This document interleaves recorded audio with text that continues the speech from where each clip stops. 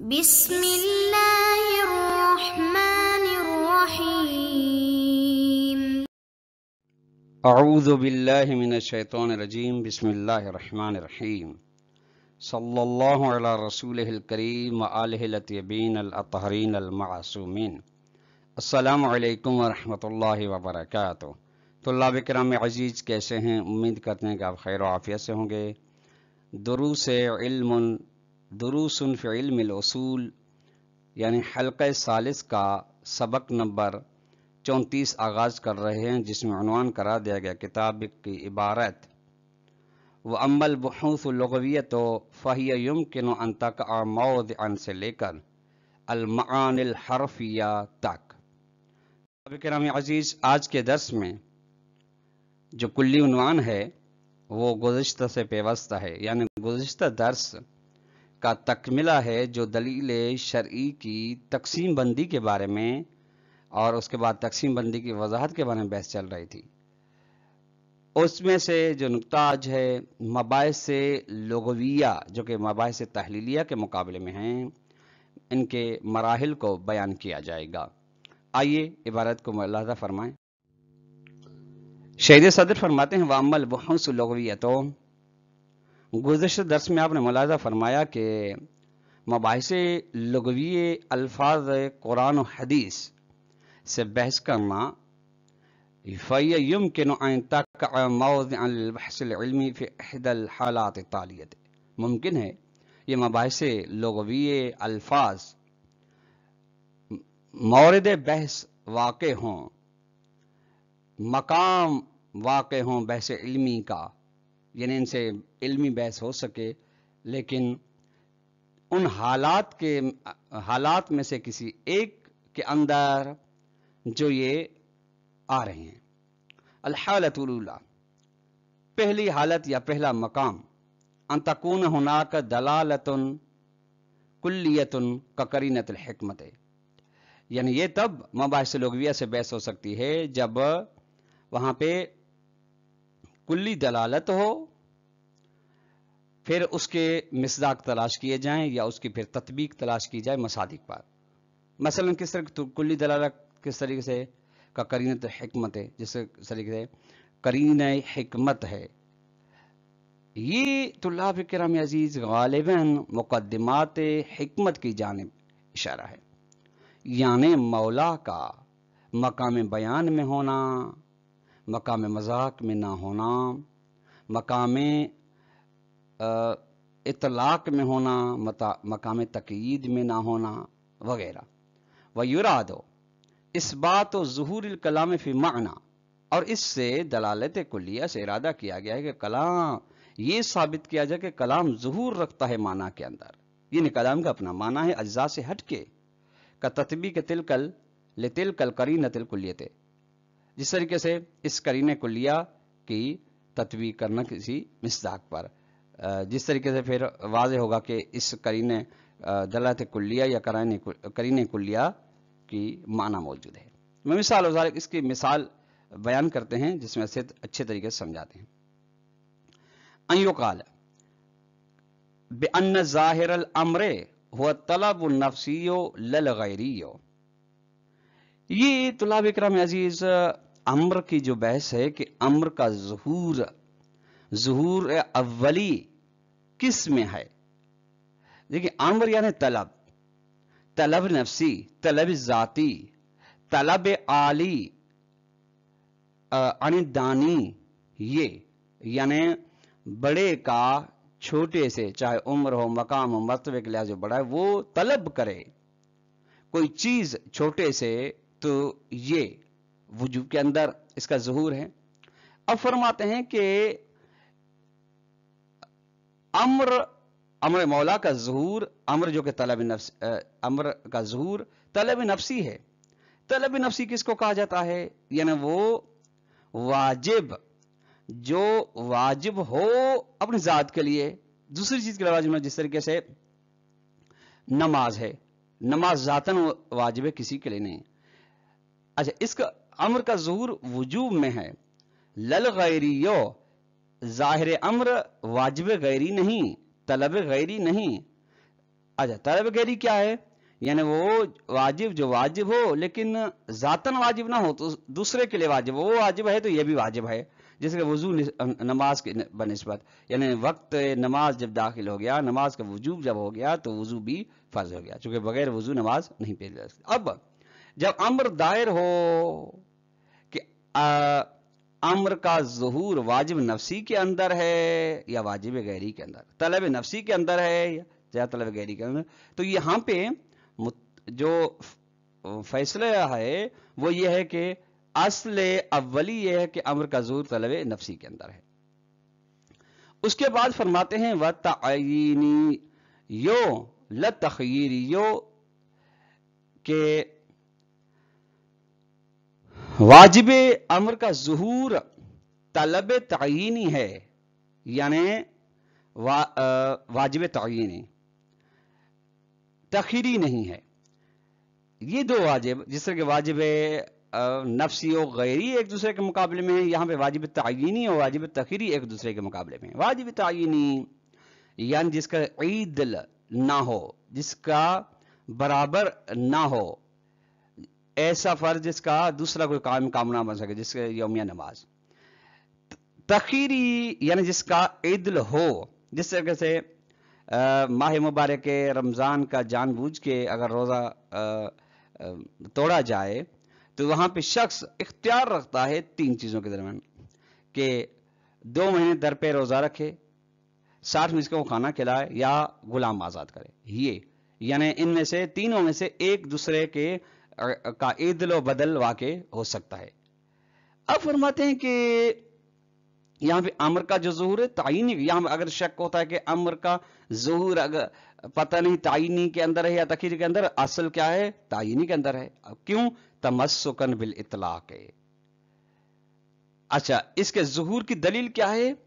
یعنی اطلاق کلام مولا کے ساتھ مقید، اگر غیری مراد ہوتا تو مولا اس کے لیے قید بیان کرتا، اگر مقام تعینی و تخیری میں اگر تخیری مراد ہوتی تو تخیری کے لیے کوئی قید بیان فرماتا۔ قید کا نہ آنا، اطلاق نے قید کا نہ آنا، قید غیری و تخیری کا نہ آنا مراد یہ ہے کہ پہلے مقام میں واجب نفسی تو طلب نفسی مراد ہے، دوسرے میں تعینی مراد ہے۔ و تطبیقاً یہ دوسری دلیل ہے، تطبیقاً لقرینۃ حکمت ہے، اور تاکہ تطبیق کیا جا سکے قرین حکمت کو ان طریق استثبات ان طلب الغیری و تخیری، اس راستے سے کہ ثابت کرنا کہ طلب غیری اور طلب تخیری طلب مقید، یہ جو طلب ہیں یہ دونوں طلب مقید ہیں، یعنی ان کے لیے قید بیان کی جاتی ہے، طلب مطلق نہیں۔ جب ایسے ہے تو فینفی بتلک القرینۃ، اس طلب مقید کی نفی کی جاتی ہے اس قرین حکمت کے ذریعے سے، قرین اطلاق کے ذریعے سے، کما تقدم فی الحلقہ السابقہ، جس طریقے سے شیخ فرماتے گزشتہ یعنی حلقہ ثانیہ کے اندر بھی یہ بحث گزر گئی ہے۔ فإن هذا بحث فی التطبیق، یہ جو بحث تطبیق قاعدہ کلی علی المصادیق، یہ یستدعی النظر العلمیہ فی حقیقت طلب الغیری و طلب تخیری، یہ تقاضا کرتی ہے کہ علمی نگاہ کی جائے طلب غیری کی حقیقت میں اور طلب تخیری کی حقیقت میں، یعنی یہ کہ کس طریقے سے حاصل ہوتے ہیں۔ وہ اس بات ہے، اور نگاہ اس میں کیجیے گا، اس بات انہا من طلب المقید، اور حقیقی نظر یہ ہے کہ یہ ثابت کیا جائے کہ یہ دونوں طلب مقید ہیں، طلب مطلق نہیں ہیں۔ طلب مقید کے لیے جب تک کلام کے اندر، کلام کے ساتھ قید نہیں لائی جاتی تب تک وہ ثابت نہیں ہوتی، اگر بغیر قید کے آتی ہے تو وہ طلب مقید ثابت نہیں ہوتا۔ الحالت الثانیہ، تو ان حالات میں سے دوسری حالت و مرحلہ ہے کہ ان یکون المعنی متبادرا و مفروغا عن فہمی من اللفظ، کہ معنی جو ہے تبادر ذہنی رکھتا ہو اور مفروغ ہو، اس سے فارغ ہو، مفروغ عن ہو اس سے کہ یہ معنی سمجھ میں آ رہا ہے لفظ سے، یہ مسلم ہے۔ وَإِنَّمَا يَقَعُ الْبَحْثُ الْعِلْمِيُّ فِي تَفْسِيرِ هَذِهِ الدَّلَالَةِ، تبادر لفظ سے معنی کی جانب جا رہا ہے، یہ مسلم ہے۔ اب یہاں پہ اس مقام پہ بحث علمی اس دلالت کی تفسیر میں ہو رہی ہے کہ لفظ کس طریقے سے معنی پر دلالت کر رہا ہے. وَهَلْ تنشأ من الوضع، کیا یہ دلالت لفظ علی المعنی واضح کی وضع کے ذریعے سے ہے، چونکہ واضح وضع کیا ہے اس لیے تبادل ذہنی اس کی جانب جا رہا ہے، اور من قرینۃ الحکمت ہے، یا مقدمات حکمت کے ذریعے سے ہے، اور من منشأ ثالث، یا کوئی تیسری چیز بنیاد ہے، تیسرا منشا ہے، اس کے بارے میں بحث کی جاتی ہے، اس کی تفسیر کے بارے میں. ومثال ذلك، اس کی مثال ملاحظہ فرمائیں.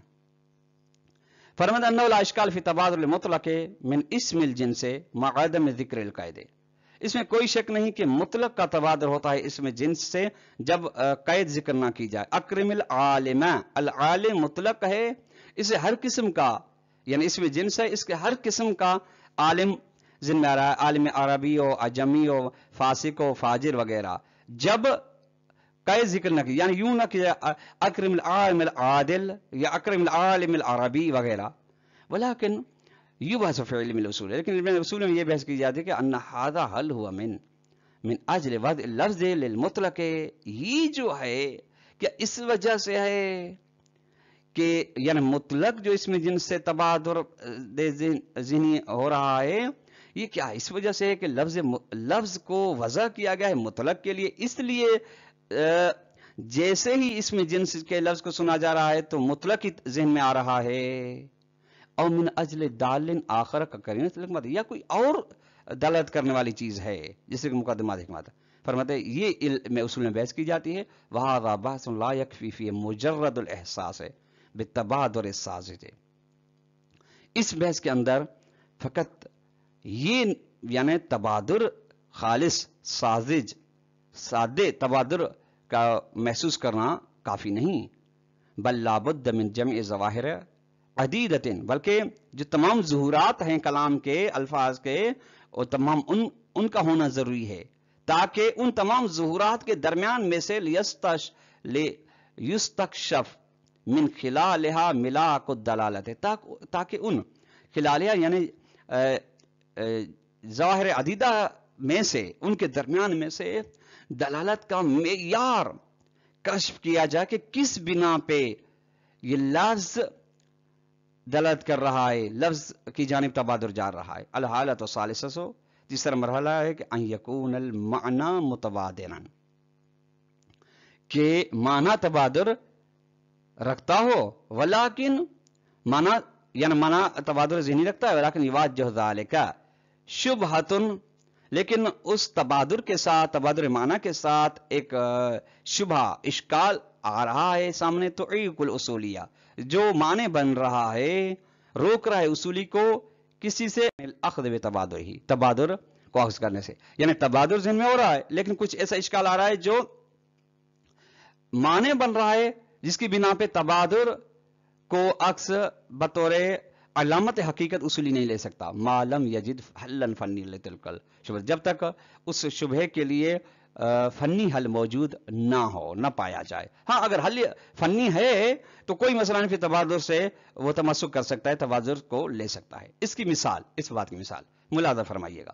وہ مثال ذالک، اس مثال یہ کہ ان الجملۃ الشرطیہ تدل بتبادل العرفی علی المفہوم، آپ جانتے ہیں کہ دلالت جملہ شرطیہ دلالت کر تبادر عرفی کے ذریعے سے، یعنی عرف کے ذہن میں جملہ شرطیہ سنتے ہی اس کا مفہوم ذہن میں آ رہا ہے. دیکھیے ان جاء زید فاکرمہ، اگر آئے ان جاء کا زید فاکرم، اگر تیرے پاس زید آئے تو اس کا احترام کرنا، اس کا مفہوم ہے کہ اگر نہیں آتا تو اس کا احترام نہیں. ٹھیک ہے. ولیکن فی مقابل ذالک تحس ایضا، اس کے مقابلے آپ یہ بھی محسوس کرتے ہیں کہ ان شرط فیہا، اس کے اندر جو شرط ہے، اذا لم یکن علتا وحیدتا ومنحصرا للجزاء، اگر علت واحدہ نہیں، علت تامہ نہیں جزا کے لیے، منحصرہ نہیں، تامہ معینہ نہیں، تو لا یکن استعمال ادات شرط مجازن، تو جو حروف شرط ہیں جملے شرطی کے اندر ان کا استعمال بطور مجاز نہیں. دیکھیے اب مثال ملاحظہ فرمائیں آپ، اگر شرط علت تامہ نہیں جزا کے لیے جملے شرط کے اندر، تو پھر اس جملے شرطیہ کا مفہوم نہیں ہوتا. مثلا इज़ा खफिल अज़ानो फकस्सिर, इसमें जजा जो है फकस्सिर, इसके लिए इज़ा खफिल अज़ान इल्लत तामा नहीं, यानी कसर फकत खफिल अज़ान की वजह से नहीं है, बल्कि इसके अलावा और भी है। वो क्या है? इज़ा खफियतल जुदरान फकस्सिर। लिहाजा चूंकि इल्लत मुनहसरा नहीं, इल्लत वाहिदा नहीं, इल्लत तामा नहीं, लिहाजा इस जुमले का मफहूम भी नहीं है। हाँ, अगर इल्लत वाहिदा है तो फिर उसका मफहूम भी है। जिस तरीके से मिसाल फिर आगे देते हैं इनका इस्तेमाल लफ्ज़ असद फिर रजुल शुजा, कि जिस तरह लफ्ज़ असद को आप रजुल शुजा के अंदर आप ज़ैदुन असदुन, यानी ज़ैद असद, किस तरीके से असद को आपने इस्तेमाल किया रजुल शुजा के अंदर, इस्तेमाल नहीं किया वो जो दरिंदा वगैरह है हैवानी। अब वफरन होना ये तहय्युर इंसान हो।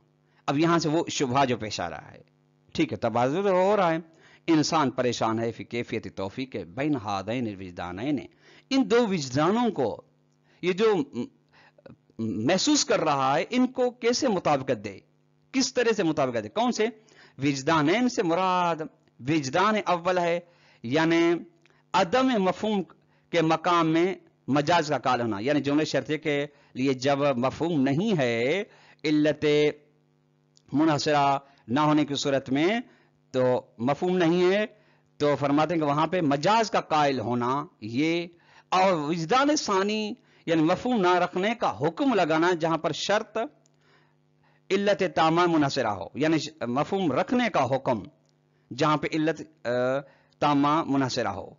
ये तो इनको कैसे जमा किया जाए? फरमाया युअद्दी ज़ालिका, ये चीज सबब बनती है कि शक के फिर दलालत अल मफहूम है। जब ये दोनों विजदान का आपस में इतना फर्क नजर आ रहा है तो फिर शक हो रहा है जुमले शर्तिये की दलालत में मफहूम भर के किसके मफहूम है या नहीं, शक हो रहा है। मालम युतवस्सल इला तफसीर युवफ़िक़ु फ़ीही बैन अल, हाँ, जब तक ऐसी तफसीर का सहारा ना लिया जाए, ऐसी तबीन का सलाह नहीं जाए जो इन दोनों विजदानों को आपस में मिलाए, यानी जो दो फर्क और आपस में मुखालिफत वाले ये जो विजदान नजर आ रहे हैं, इनको जब तक मिलाया नहीं जा सकता तब तक तबादुर के साथ तमस्सुक नहीं किया जा सकता, तबादुर को दलील हकीकत नहीं बनाया जा सकता। वह होना का ऐज़न बाज़ और हालात उखरा, ये तीन मराहिल थे, हालात थे, यहाँ पर और भी ये हैं हालात कि यजदी फ़ीहल बहस तहकीकी, जिसके अंदर तहकीक की बहस फायदेमंद है।